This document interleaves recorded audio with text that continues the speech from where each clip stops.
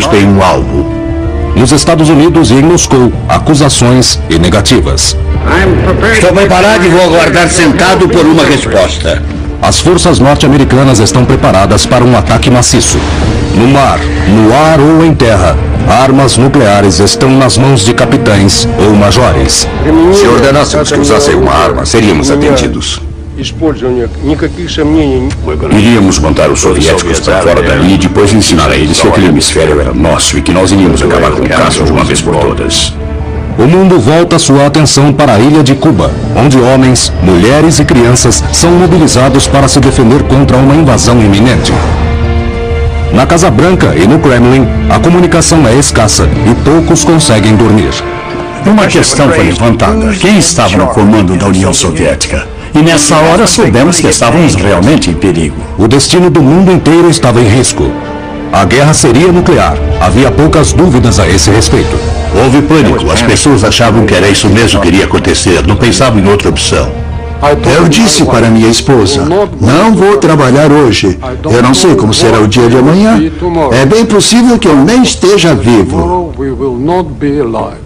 DEFCON 2, o mais alto estado de prontidão na escala militar norte-americana a um passo da guerra nuclear.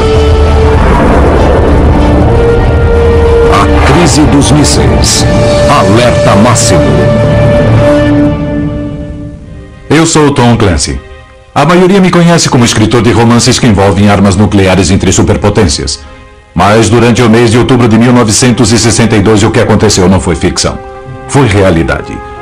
Em Washington, Moscou e Havana e em alto mar.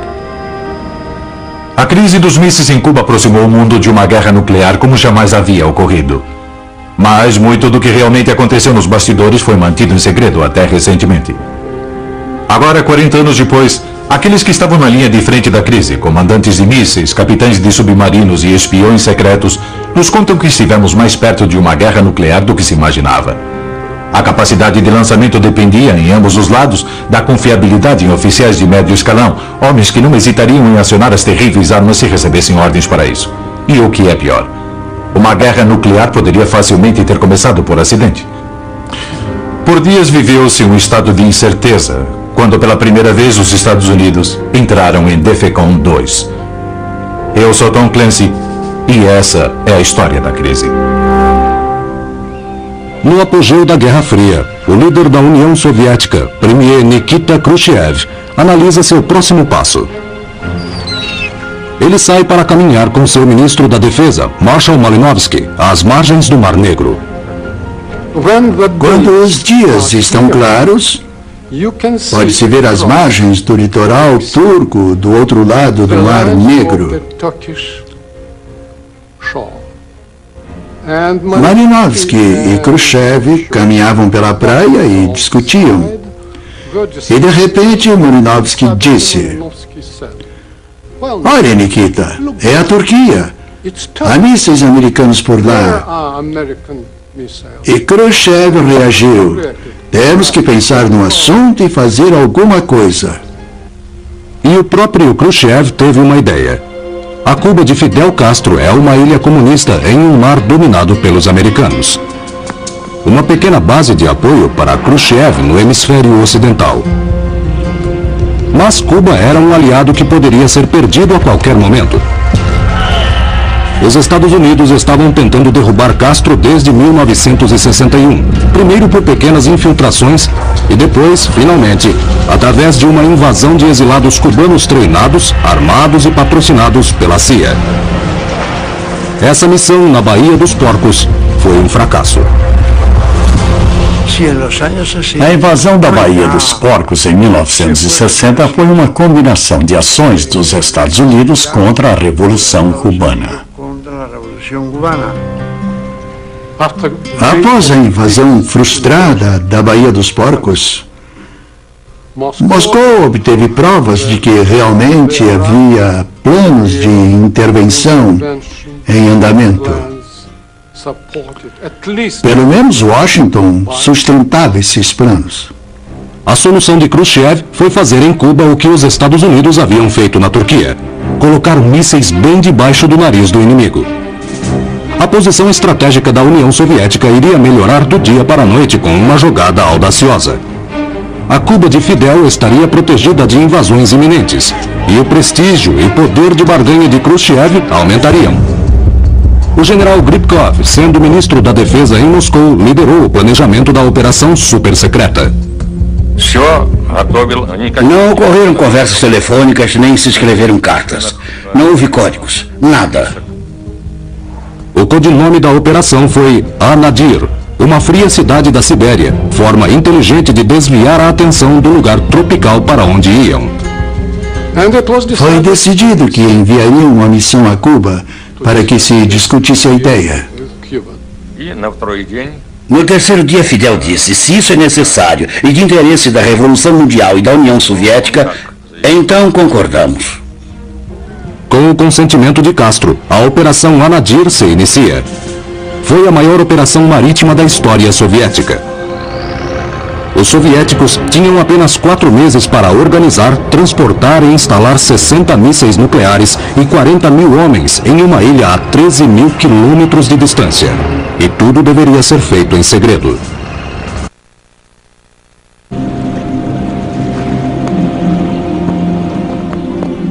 Nos portos soviéticos, 85 navios são preparados para a partida. Juntos, transportariam 60 mísseis balísticos, jatos e mais de 40 mil homens para um local desconhecido. Para despistar, alguns soldados receberam roupas de frio. Mesmo os capitães dos navios não têm ideia de para onde estão indo.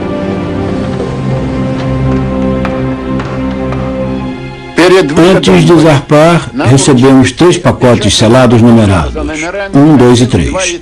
No primeiro estava escrito para ser aberto após a saída do território soviético.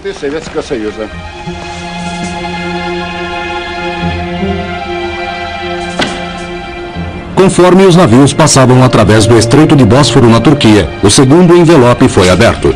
Ele continha ordens para que os navios seguissem além do Estreito de Gibraltar e pelo Oceano Atlântico. No terceiro pacote estava a ordem para seguir para Havana, Cuba, e tudo se esclareceu. Conforme os navios se aproximavam de águas caribenhas, eram observados de perto por aviões norte-americanos, que tinham razões para suspeitar. Em 1961 e 62, o sistema militar americano desenvolveu planos de contingência para uma invasão a Cuba em larga escala. O codinome da missão: o Plan 316. As aeronaves da Marinha Americana voavam a apenas 60 metros de altitude e fotografavam a misteriosa carga dos navios. Quando estávamos a 2 ou 3 dias de Cuba, notamos que a aeronave de reconhecimento americana estava acima de nós. Pelo resto da viagem, o helicóptero americano ficou pairando sobre nossas cabeças, quase tocando o mastro do navio. As fotografias das patrulhas da Marinha são levadas a Washington. O filme é recebido por uma equipe de elite de analistas no reservado Centro Nacional de Interpretação Fotográfica, o NPIC. Dino Brudioni esteve no comando da equipe do NPIC. Durante o ano de 1962, vimos um navio atrás do outro carregando suprimentos a Cuba e observávamos a todos eles. Os cargueiros haviam sido fotografados no Bósforo e quando saíram de lá, foram fotografados novamente de nossas unidades na Sicília e em Gibraltar. E todas essas fotos chegaram para nós. Brudioni e seus colegas ainda não haviam conseguido ver a carga do navio, mas podiam tirar conclusões a partir do que já estava visível. As fotografias mostravam engradados nos convéses dos navios. Tínhamos um bom conhecimento dos engradados que os soviéticos utilizavam para carregar aeronaves, porque os observamos no Egito, na Síria e em outros países que estavam recebendo auxílio da União Soviética. Conseguimos medir o engradado com precisão. De certo modo, podíamos recriá-lo na forma de uma caixinha e ver o que caberia dentro. Os navios soviéticos desembarcaram no porto de Mariel, em Cuba.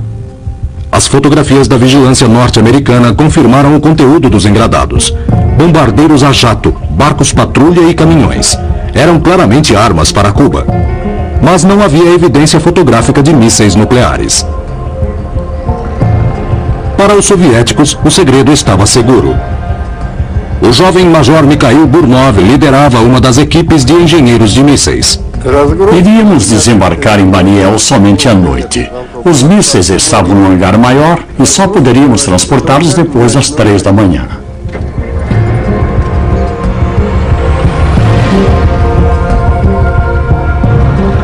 A movimentação noturna mantinha os mísseis longe dos olhos da vigilância norte-americana. No entanto, o desafio maior era manter a operação secreta para os civis cubanos. Jorge Risqué era secretário do partido do governo cubano. Dizíamos que era um segredo aberto, um segredo conhecido por milhões de cubanos. Por exemplo, havia casos em que tínhamos que demolir uma casa em uma pequena aldeia para permitir que os grandes caminhões de mísseis virassem uma esquina. Os soldados soviéticos se vestiam à paisana e não estavam autorizados a falar russo. Quando as tropas chegaram aos locais designados, as condições continuaram difíceis. Não havia alojamentos. Tivemos que construí-los nós mesmos. Não queríamos ir dormir. Tínhamos medo de que os insetos nos picassem. Enquanto isso, eram observados a 23 mil metros de distância. O norte-americano U-2 era um avião espião que voava a grande altitude e carregava câmeras com filmes de alta resolução. Esses filmes produziam negativos do solo a 22 quilômetros de distância. O U-2 podia ver pequenos detalhes, pequenos veículos, homens, trilhas de pneus. Mas agosto de 1962 foi um mês nublado. Os voos do U-2 foram adiados por 3 semanas cruciais. O esconderijo dos mísseis soviéticos continua em segredo. 29 de agosto.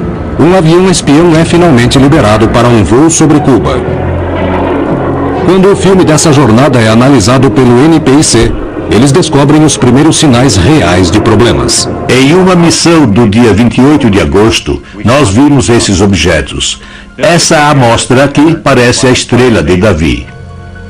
Os analistas fotográficos reconheceram a amostra graças a fotografias anteriores de reconhecimento de locais onde estavam armas soviéticas. Não havia dúvida. Os objetos eram conhecidos como SAMs, ou seja, mísseis antiaéreos. Nesses locais foram descobertos mísseis do tipo SA-2.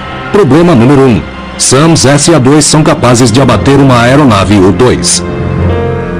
Problema número 2.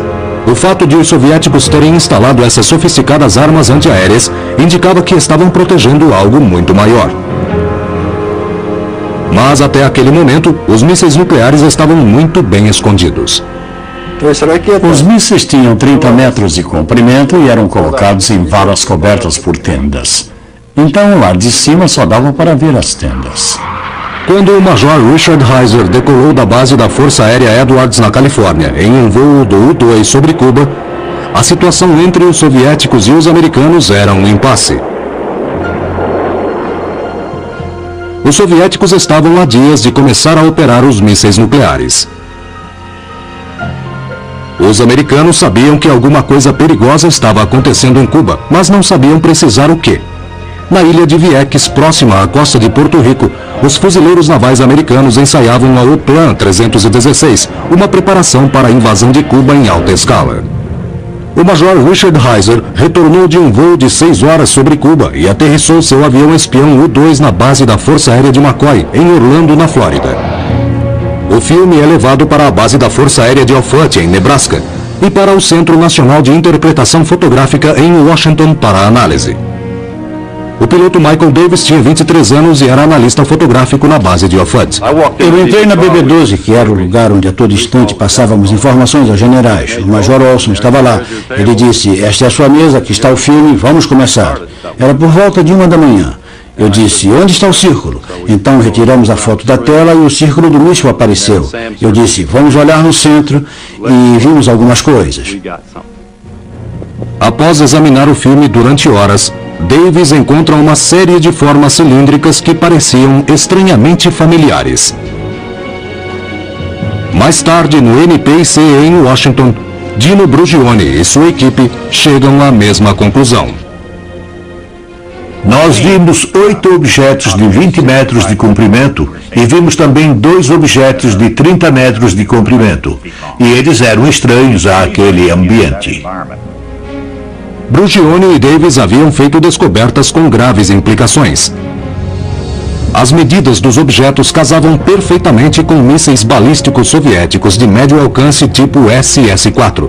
Mísseis que tinham ogivas nucleares. Estávamos convencidos de que o que havíamos encontrado era um campo de mísseis SS-4 prontos para lançamento. Os mísseis soviéticos SS-4 têm um alcance de 3.200 quilômetros. Se fossem lançados de San Cristóbal, em Cuba, atingiriam Washington, Baltimore, os quartéis generais do Comando de Estratégia Aérea em Nebraska e todo o sudeste dos Estados Unidos. Conforme o pessoal do NPIC ia analisando as fotografias, encontravam esconderijos de SS-4 um atrás do outro. Eles trabalharam durante a noite até o chefe do NPIC, Art Landau, chegar na manhã seguinte. O Landau chegou de manhã e olhou para eles e soltou um suspiro. Ele disse: "Isso é um problema.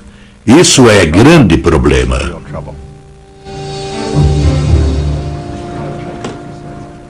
Art Landau, chefe do NPIC, vai à Casa Branca para colocar o presidente Kennedy e seu Conselho Nacional de Segurança a par da situação. A reunião, como muitas outras ocorridas durante a crise, é secretamente gravada pelo presidente Kennedy e só recentemente veio a público. Na sala com o presidente estiveram Marshall Carter da CIA, o secretário da Defesa Robert McNamara, o procurador-geral Robert Kennedy, o assessor de Segurança Nacional McGeorge Bundy e outros assistentes importantes. O grupo ficou conhecido pelo nome de Comissão Executiva do Conselho de Segurança Nacional, ou EXCOM. The medium-range ballistic missile launch site and 2 new military encampments on the southern edge of the area of Rosario, west central Cuba. Where would that be? West central, sir. The launch site of one encampment contains a total of at least 14 canvas-covered missile trailers measuring 67 feet in length. How do you know this is a medium-range ballistic missile? Sir. Os soviéticos tinham dado um passo audacioso.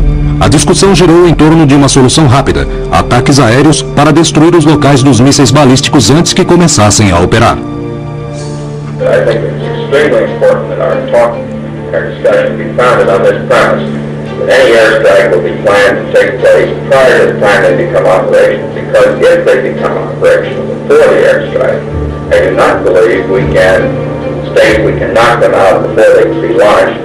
And if they're launched, there is almost certain to be chaos in part of the East Coast or the area in a radius of 600 to 1,000 miles from Cuba.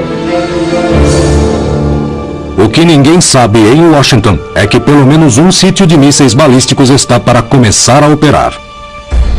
No momento em que o presidente Kennedy recebeu aquela notícia, nossos mísseis já estavam posicionados e nós estávamos prontos. Em Washington, o presidente Kennedy analisa suas opções militares.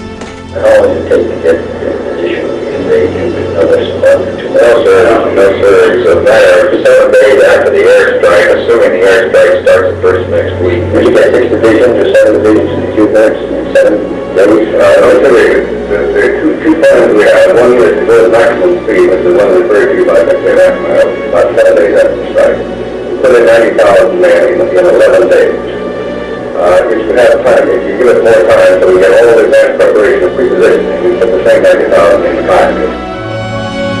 A outra opção seria fazer o bloqueio naval de Cuba para evitar a entrada de novas armas soviéticas.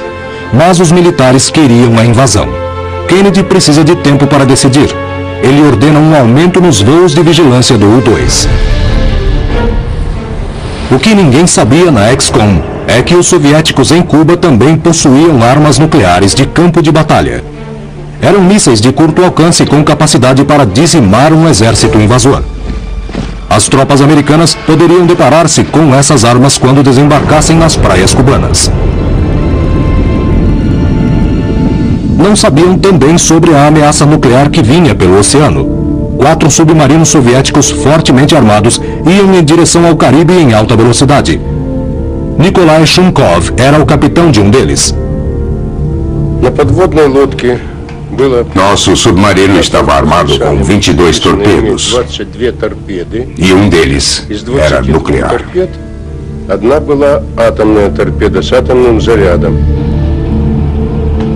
3 porta-aviões da Marinha norte-americana patrulhavam o Caribe, inconscientes da ameaça submarina que se aproximava. Até onde eu sei, se tivesse recebido ordens para lançar o torpedo nuclear, eu certamente teria mirado em um porta-aviões. E havia muitos deles naquela área. Mas a maior ameaça nuclear aos Estados Unidos estava para ser descoberta. No NPIC, em Washington, a equipe de Dino Brudione analisava o mais recente filme do U-2. As missões tinham levantado voo nos dias 16 e 17 e nós encontramos essas marcas tipo ranhuras na fotografia. Imediatamente as reconhecemos como mísseis balísticos de alcance intermediário, que poderiam ser lançados de Cuba e percorrer mais de 3.500 quilômetros. Eu peguei o mapa e desenhei o arco e vi que essa distância iria cobrir completamente os Estados Unidos, com exceção do extremo noroeste. Na XCOM, rapidamente se torna evidente que uma resposta soviética à invasão americana poderia significar a destruição quase completa dos Estados Unidos. No dia seguinte, o presidente Kennedy se encontra com o ministro das Relações Exteriores soviético Andrei Gromyko para discutir a natureza dos carregamentos de arma a Cuba. Gromyko nega que haja em Cuba qualquer arma para uma ofensiva. Kennedy podia provar que havia, mas resiste à tentação de confrontar Gromyko com evidência fotográfica. Se ele decidisse tomar uma ação militar contra o sítio dos mísseis ou invadir a ilha, ele iria precisar do elemento surpresa. Na manhã seguinte, 19 de outubro, o presidente Kennedy se reúne com o Estado-Maior das Forças Armadas. Os oficiais militares superiores eram a favor dos ataques aéreos seguidos pela invasão. Kennedy discorda. Ele sabia que os soviéticos iriam retalhar atacando Berlim. Mesmo com a negativa dos soviéticos, com o Estado-Maior das Forças Armadas exaltado e com Berlim pesando em sua consciência, o presidente Kennedy mantém as aparências saindo em viagem oficial para o meio oeste.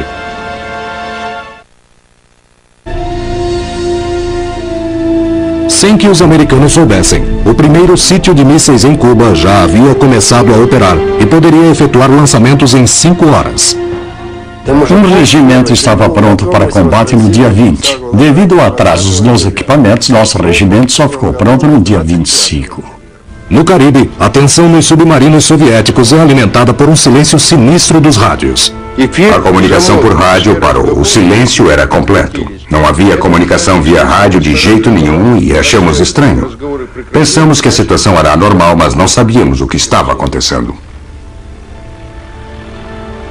Shumkov não estava em contato com seus comandantes, mas a Marinha Americana estava em contato com Shumkov. Estávamos sendo caçados por aviões antissubmarinos. O porta-aviões Essex estava nos bloqueando. Sua missão era não nos deixar passar pela defesa. Era um problema insolúvel. Em Washington, na ausência do presidente, a XCOM chega a um consenso. O bloqueio foi batizado de quarentena pelo secretário de Estado Dean Rusk, porque possuía semelhanças com a infame barreira soviética em Berlim em 1948.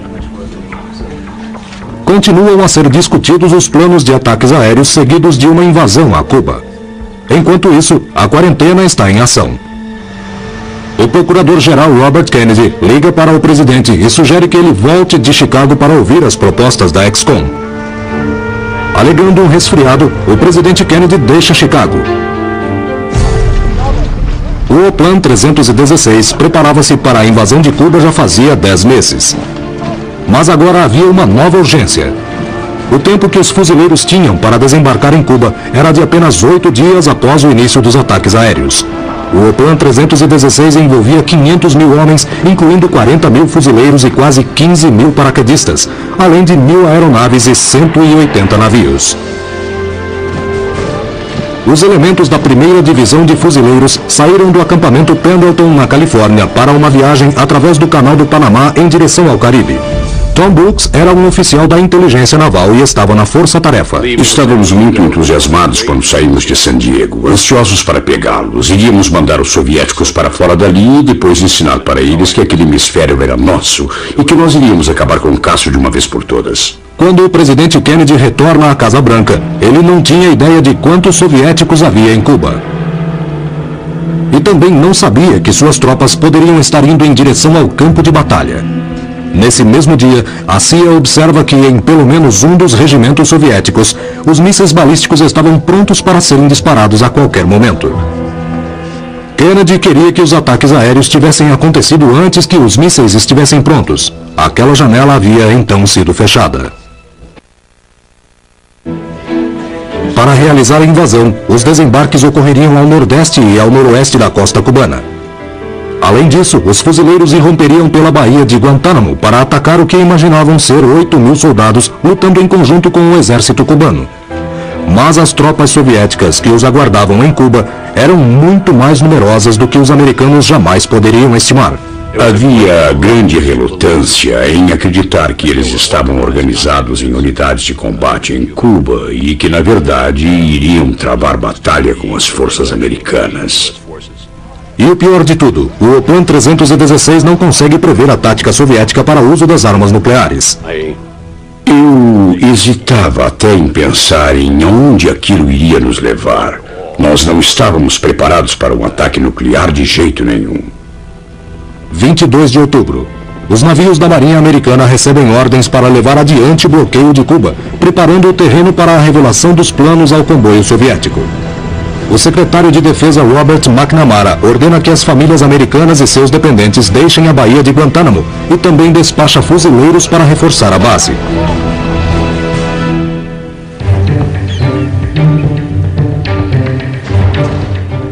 Em Havana, Fidel Castro também se prepara para o pior.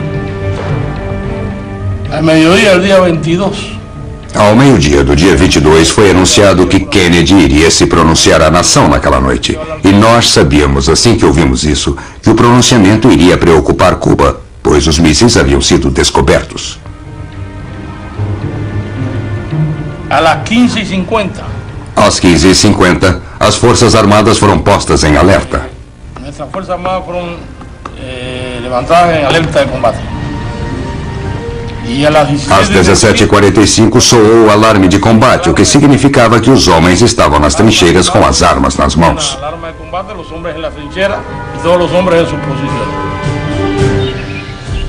O sistema militar americano entra em grande alerta e o mundo se prepara para o discurso de Kennedy. Às 19 horas do dia 22 de outubro, o presidente Kennedy faz o pronunciamento ao povo americano. Good evening, my fellow citizens. Boa noite, caros cidadãos. Este governo, conforme prometido, manteve estrita vigilância sobre as tropas soviéticas que se instalaram na ilha de Cuba.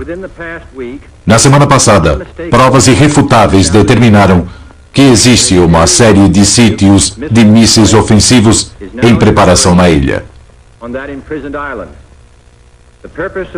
A proposta daquelas bases não pode ser outra, senão a de montar uma força de ataque nuclear contra o hemisfério ocidental.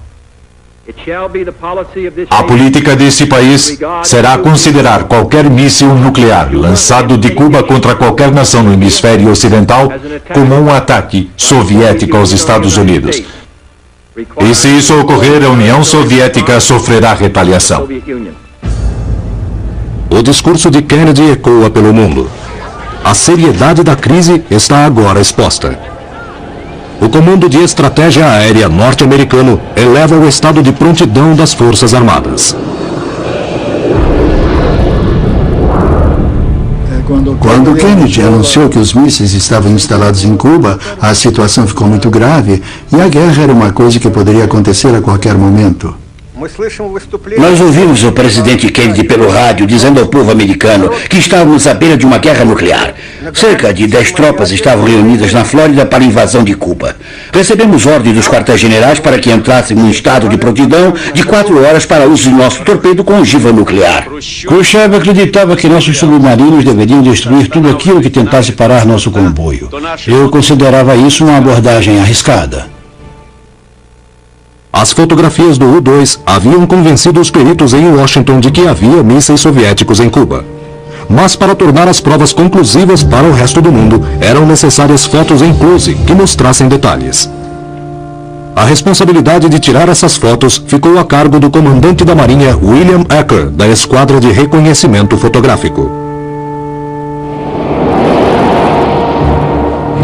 Quando decolei havia um estranho vento oeste e eu estava voando orientado pela bússola e aconteceu de eu olhar para cima 10 ou 11 minutos depois e ver o contorno da cidade de Havana. Eram 11 horas e eu pensei, ai, eles vão saber que estamos chegando. Então virei um pouco mais para a direita em direção a Mariel, voei para o sul por uns 2 minutos e quando olhei para baixo eles estavam lá.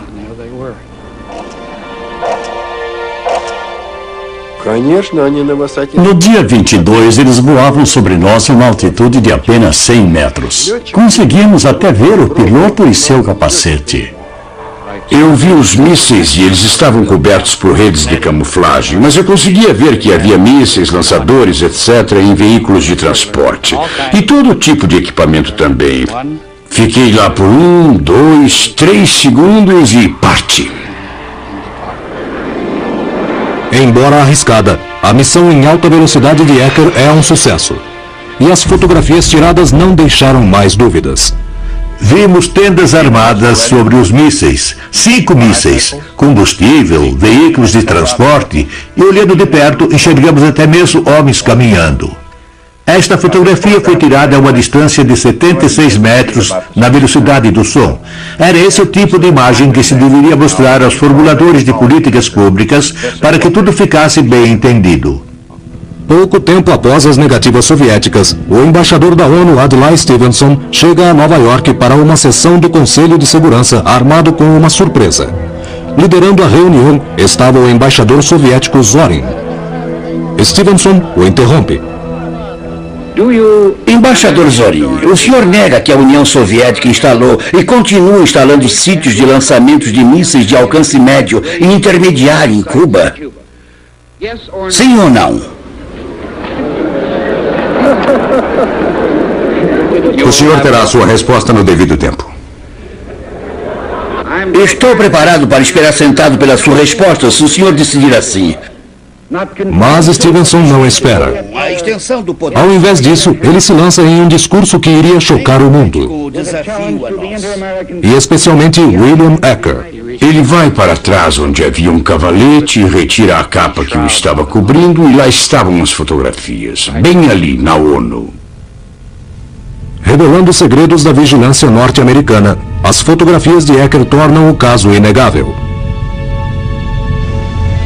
Com os navios americanos posicionados, a quarentena é posta em ação.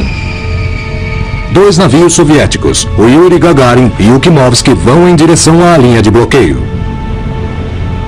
Entre eles, um dos submarinos que carregavam um torpedo nuclear. Na Casa Branca, o secretário de Defesa McNamara narra a situação ao presidente.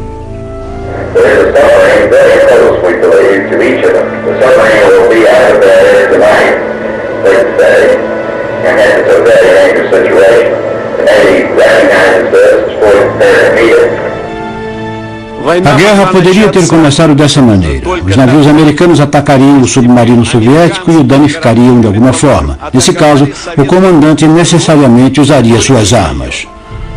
O presidente Kennedy estava relutante em iniciar a guerra.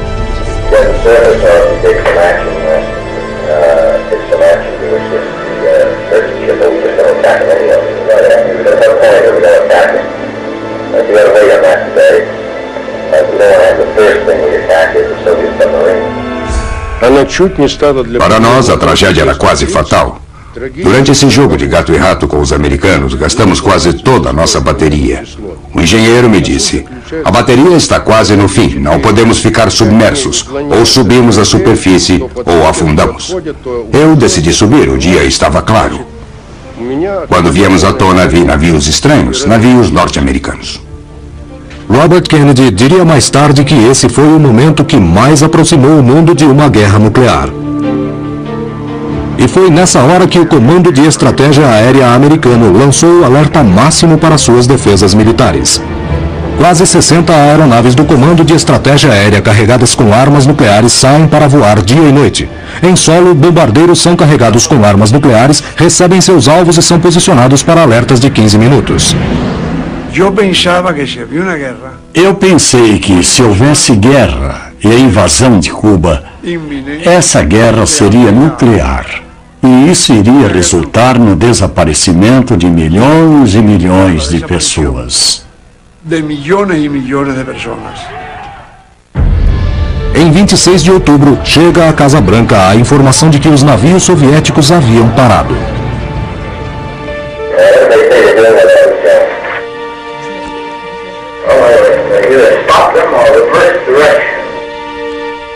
De repente eu recebi uma mensagem do quartel-general ordenando que eu deixasse aquele local, voltasse cerca de 160 quilômetros e mantivesse posição estacionária. Parecia que os soviéticos tinham recuado. Naquele momento, pelo menos os primeiros tiros de guerra não teriam lugar no mar. Mas na terra e no ar, a ameaça de guerra nuclear era maior do que nunca.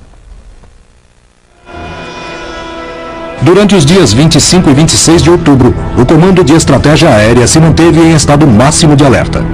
Com o advento de uma guerra, o comando utilizaria uma parafernália eletrônica denominada Plano Operacional Integrado Único, ou CIOP. Um sistema que previa que todos os mísseis nucleares americanos, aeronaves e submarinos fossem lançados não somente contra Cuba, mas contra o mundo comunista.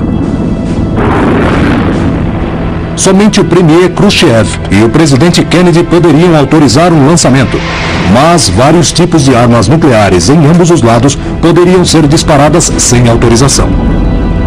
A detonação de uma simples arma nuclear poderia levar rapidamente a uma devastação global. Por isso, a situação era muito perigosa. Estávamos todos nesse ponto em que uma ação poderia ser tomada sem ordem direta de Khrushchev ou de Kennedy.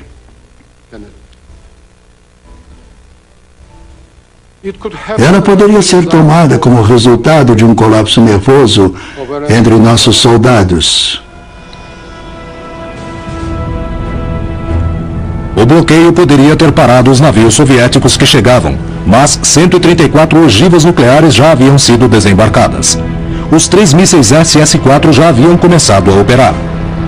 Os engenheiros como Mikhail Burnov receberam ordens de Moscou para aumentarem a prontidão de lançamento para apenas 2 horas e meia.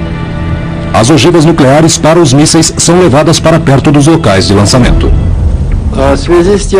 Nossa área de armazenagem das ogivas nucleares estava a 50 ou 60 quilômetros de distância. Por isso, só poderíamos atingir a prontidão para combate dentro de 5 horas e meia. A prontidão seria de 2 horas e meia quando tudo estivesse arranjado. Mas os soviéticos ainda não haviam tomado ações para prevenir os sobrevoos americanos. As forças cubanas, entretanto, estavam ficando mais agitadas por causa da contínua violação de seu espaço aéreo. Em oposição à complacência soviética, os cubanos dispararam armas antiaéreas sobre os aviões de reconhecimento americano. Com a crise se alastrando, a nova esperança de uma solução diplomática chega de uma fonte inesperada. O repórter da ABC, John Scully, se encontra com o diplomata soviético conhecido como Alexander Fomin no restaurante ocidental em Washington, a um quarteirão da Casa Branca. Seu nome verdadeiro é Alexander Feklissov. Como membro de um conselho, eu não podia revelar minha identidade porque era um agente secreto. E além disso, era membro da inteligência russa em Washington naquela época. Scully havia falado com oficiais do Departamento de Estado e havia sido orientado sobre como conduzir a conversa. O café foi servido e então, sem qualquer introito, ele disse que falava em nome da mais alta autoridade americana. Eu irei propor os termos para a solução da crise cubana. Primeiro, a União Soviética retira seus mísseis de Cuba e os Estados Unidos removem o bloqueio. Segundo, o presidente faz uma promessa pública de não retaliação a Cuba. Eu falei, tenho uma pergunta. O que você quer dizer com mais alta autoridade americana? E ele respondeu letra por letra. John Kennedy, presidente dos Estados Unidos. Em Moscou, Khrushchev escreve uma carta pessoal e muito emocionada a Kennedy, apelando para o fim da crise. Ele propõe a retirada dos mísseis baseado na promessa de Kennedy de encerrar a quarentena e não invadir Cuba. Quando a carta é finalmente recebida, decifrada e traduzida, já passa das 21 horas do dia 26. 12 horas depois, às 9 da manhã do dia 27, a Ex-Con se reúne novamente na Casa Branca. Enquanto os membros discutiam a carta conciliatória de Khrushchev, o presidente Kennedy recebe um comunicado que leu em voz alta. Khrushchev told President Kennedy yesterday to withdraw offensive effort from Cuba, the United States would do its rockets from Turkey. I thought it was read by both the associations and put it out for the players at the same time. He didn't really say that, did he? I mean, he put it out another letter paper. A Ex-Con acreditou que Khrushchev ou algum outro indivíduo linha dura em Moscou estava fazendo exigências adicionais, a remoção dos mísseis americanos Júpiter da Turquia. Recebemos duas mensagens diferentes em pouco tempo, sabe? E por isso uma questão surgiu não apenas em minha mente, mas na mente de várias outras pessoas. Quem estava no comando da União Soviética? Será que havia alguma incerteza sobre quem estava no comando e quem estava dando ordens pelo outro lado? E nessa hora soubemos que estávamos realmente em perigo. O perigo estava se tornando real. E para um homem seria fatal. Desde que os mísseis soviéticos haviam sido descobertos, a Força Aérea Americana sobrevoava Cuba periodicamente em missões de espionagem. Até aquele momento, os soviéticos haviam hesitado em abrir fogo. Às 9 horas da manhã, o Major Rudolph Anderson decola da base da Força Aérea de McCoy, em Orlando, na Flórida, para um sobrevoo em Cuba. Às 10 horas, horário local, ele guia seu U-2 para o porto de Baines. Em terra firme, indo contra as ordens de Moscou, o comandante soviético decide abrir fogo. O míssil percorre 22 mil metros pelo céu e explode próximo à aeronave, matando Anderson e fazendo o U-2 rodopiar em direção ao solo. A crise dos mísseis em Cuba faz sua primeira vítima. O presidente somente ficou sabendo da notícia às 16 horas durante reunião com a Ex-Con.